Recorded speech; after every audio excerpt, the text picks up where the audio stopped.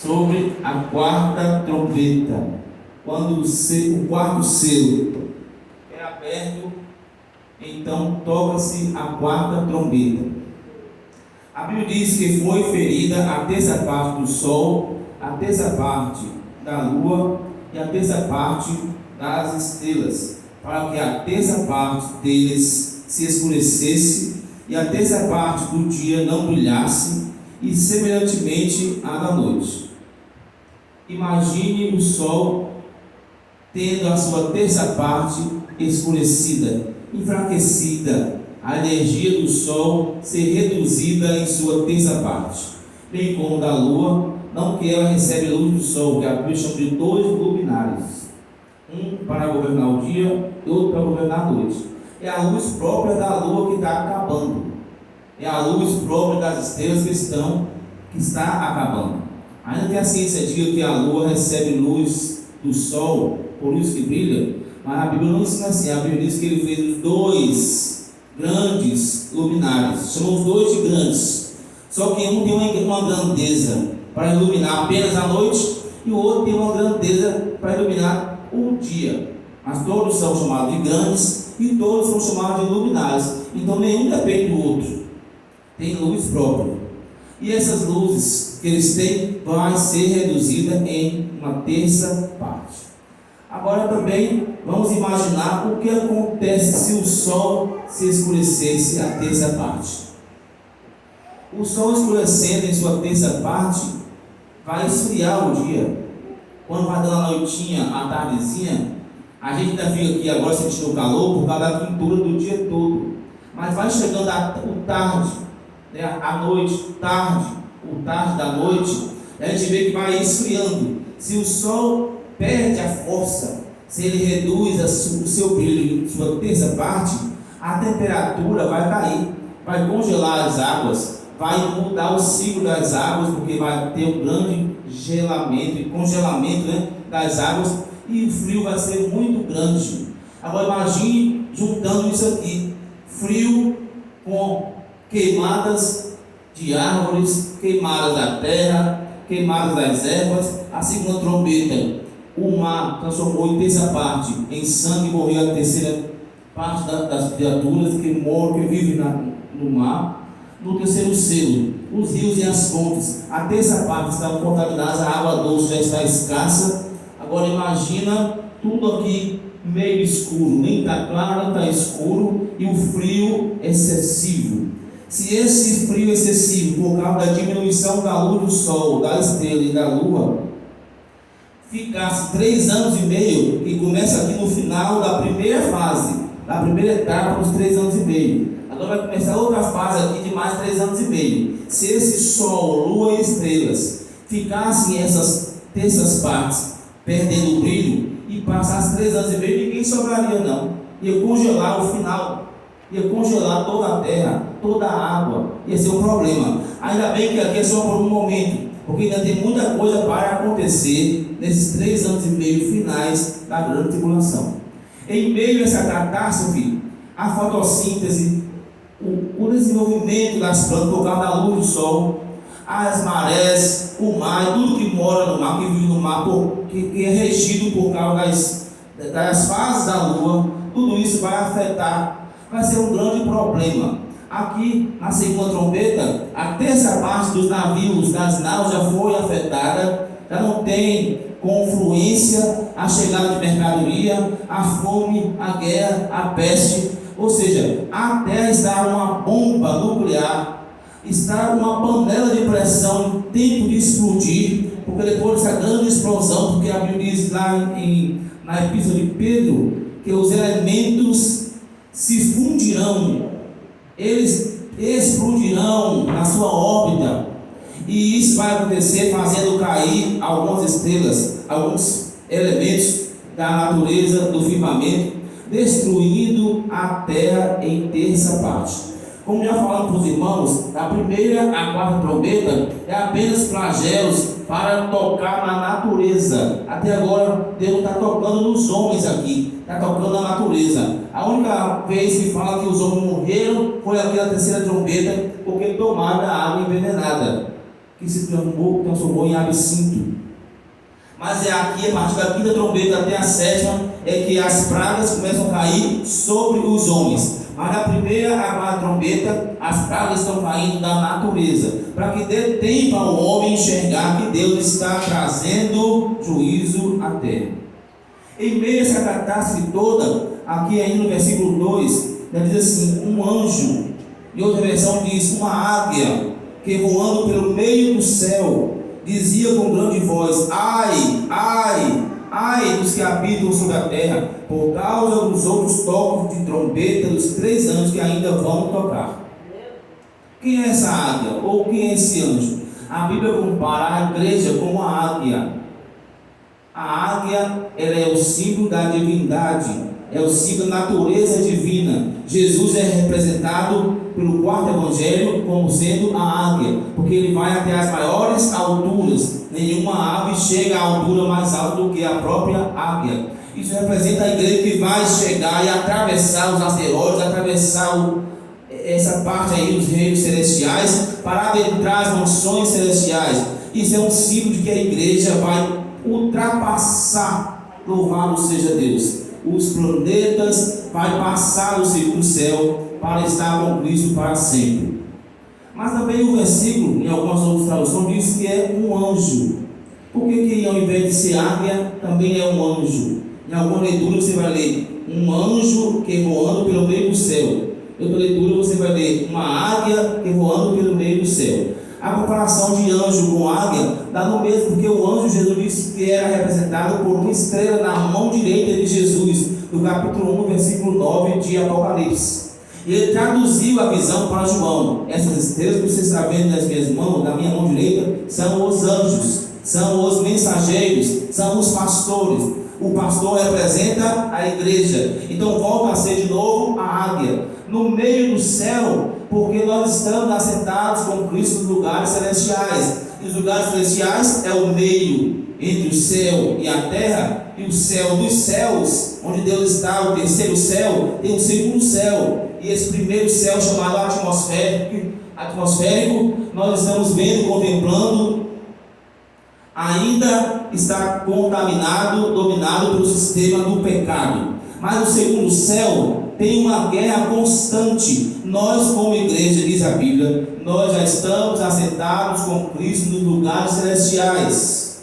Então a igreja está desde sua fundação na eternidade, trazendo esse evangelho eterno. Um anjo, ainda no capítulo 14, versículo 6, diz assim: e vi outro anjo voando pelo meio do céu, e tinha um evangelho eterno para proclamar aos que habitam sobre a terra, e a toda nação, e tribo, e língua, e povo.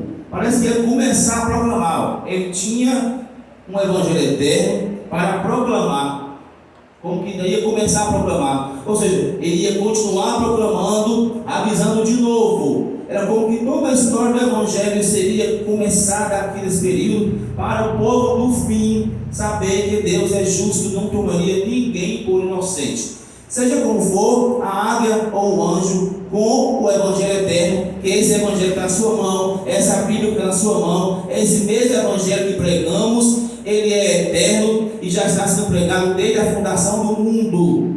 Mas aqui parece que está começando a ser pregado no meio do céu, ou seja, todo mundo está sendo avisado. Através de quê? Através da natureza. O Salmo diz que o Senhor, ele proclama a sua glória, e um dia faz declaração, outro dia sem fala, sem linguagem. Ninguém avisa para o outro que agora é a noite, que depois vem o dia, que agora tem que parar, o sol tem que se pôr para chegar à noite. Sem fala e sem linguagem. Então a natureza está proclamando, está dizendo as maravilhas, e agora ela está dizendo que está sendo machucada e ferida por causa do pecado do homem. Então na quarta trombeta é também o quarto selo, onde sai o espírito da morte, ou seja, o anticristo se revela. Ele está aqui, e aqui já está no capítulo 12 de Apocalipse, quando Miguel e seus anjos batalham com os anjos de Deus e derrubam a terça parte dos demônios. E eles caem na terra e vai passar a perseguir a igreja. Quando nós começarmos aqui na aula que vem, falando do quinto selo, aqui agora a igreja não está mais aqui. onde propriamente dito é a grande tribulação, a segunda metade. Até aqui, daqui até o sétimo selo, é chamado de tempo de angústia de Jacó. Tribulação que há de vir sobre todo o mundo, mas daqui da quinta ao sétimo selo é chamado de grande tribulação, porque a Bíblia diz que se não fosse abreviado os 7 anos, nenhuma carne se salvaria. Imagine a escuridão tomando conta, imagine as águas congelando, a friagem tomando conta. É uma catástrofe sem conta que o homem está passando para tentar se arrepender, para que Deus traga arrependimento. Mas se fechar esse círculo aqui, e quem for marcado com o selo de Deus, já a igreja vai fugir para o deserto, para que ele derrame as 7 taças sobre os homens. E quem não aceitar o selo de Deus, vai ser marcado com o nome da besta, e vai sofrer os flagelos das 7 trombetas.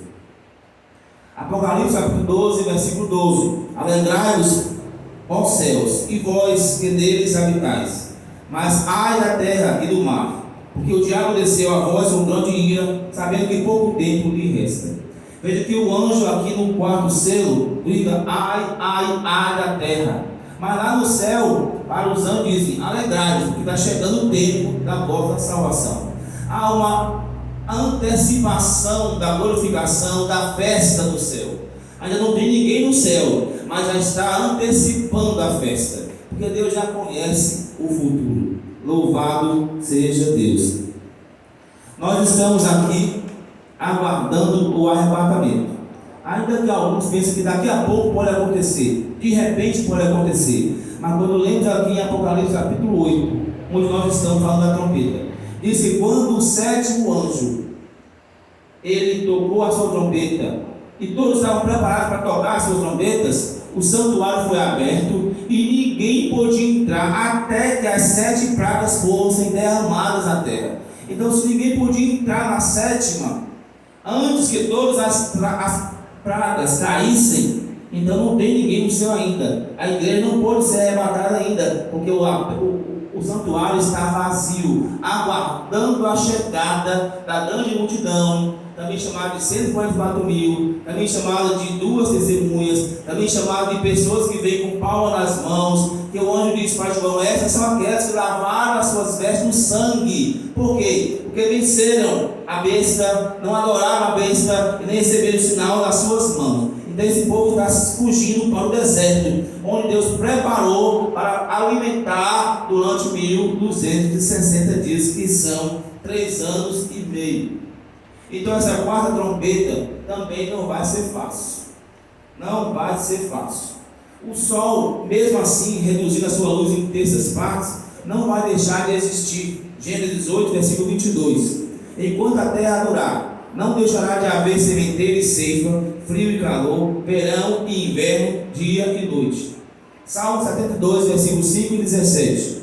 Viva ele, Deus, enquanto existir o sol e enquanto durar a lua, por todas as gerações. Salmo 72, 17. Permaneça o nome do Senhor eternamente. Continue a sua fama enquanto o sol durar, e os homens sejam abençoados nele. Todas as nações o chamem bem-aventurado. Então, mesmo que o sol está perdendo energia aqui, não significa que vai desaparecer, que vai acabar o sol. Em Apocalipse capítulo 21, versículos 23 a 27 diz: a cidade não necessita nem do sol, nem da lua, para que nela resplandeçam, porém a glória de Deus a tem alumiado, e o Cordeiro é a sua lâmpada. As nações andarão à sua luz, e os reis da terra trarão para ela a sua glória. As suas portas não se fecharão de dia, e noite ali não haverá. E a ela trarão a glória e a honra das nações, e não entrará nela coisa alguma impura, nem o que pratica abominação ou mentira, mas somente os que estão escritos no livro da vida. Então, quando a Nova Jerusalém descer na terra, dentro dessa cidade que desce do céu, não precisa de sol, não precisa de lua, não precisa de estrela, não tem calor, não tem frio. Quem mora dentro não tem fome, não sente frio, não tem necessidade alguma, porque a igreja glorificada está dentro dessa cidade, que está na terra. O céu desceu e fez-se com a terra, mas a terra em si está cheia de nações que se salvaram depois do milênio. Quem foi fiel a Jesus no milênio são nações que serão salvas, e essas nações salvas não terão o corpo glorificado da igreja dentro da cidade santa. Por isso, essas nações, chamadas nações santas, elas ainda precisarão da luz do sol, ainda precisarão da lua, das estrelas, viverão a vida normal como hoje. Porque a terra será tomada pela eternidade apenas na cidade santa, mas a terra será renovada, um novo céu e uma nova terra, onde habitará a justiça. E para terminar, quanto tempo durará a terra? Em Eclesiastes capítulo 1, versículo 4 diz: uma geração vai e outra geração vem, mas a terra para sempre permanece. Então isso significa que ainda que o sol perca a sua luz uma terça parte, por um momento, que não vai ser os 3 anos e meio, isso não significa que a terra vai acabar. Quando a gente chama de o fim do mundo, não significa que vai ser um aniquilamento, uma consumação, o definhamento vai virar em cinzas. Porque a terra vai sair desse caos, desse fogo, dessa destruição, e Deus fará uma nova terra. Louvado seja Deus. Como está escrito em Gênesis capítulo 1, versículo 9: quando Satanás saiu do céu e, tocando na terra, afundou a terra, e veio os mares, e veio o abismo das águas para frente, a superfície do mundo todo era água. Então Deus disse em Gênesis 1:9: apareça a porção seca, porque a terra estava afundada. Então a terra só veio para frente, e aí Deus separou água salgada de água doce, colocou água na expansão do céu, colocou água debaixo da terra, e colocou água na superfície da terra, e toda agora vemos a terra. Ele separou a terra seca da água salgada e da água doce. E dessa terra ele fez de novo sucumbir no dilúvio, e fez com que durante um ano a terra ficasse debaixo, submersa nas águas. Um ano depois, a água sumiu, baixou, e a terra apareceu de novo. E agora ela vai sucumbir no fogo. Deus primeiro mandou água e limpou, agora vai mandar fogo e vai limpar. E quando terminar toda essa história, ele sentado no trono, como diz Apocalipse capítulo 22, e aquele que está sentado no trono disse: eis que faço novas todas as coisas, e as coisas velhas passaram, eis que tudo se fez novo. Amém. Que Deus abençoe a cada um de nós, em nome de Jesus.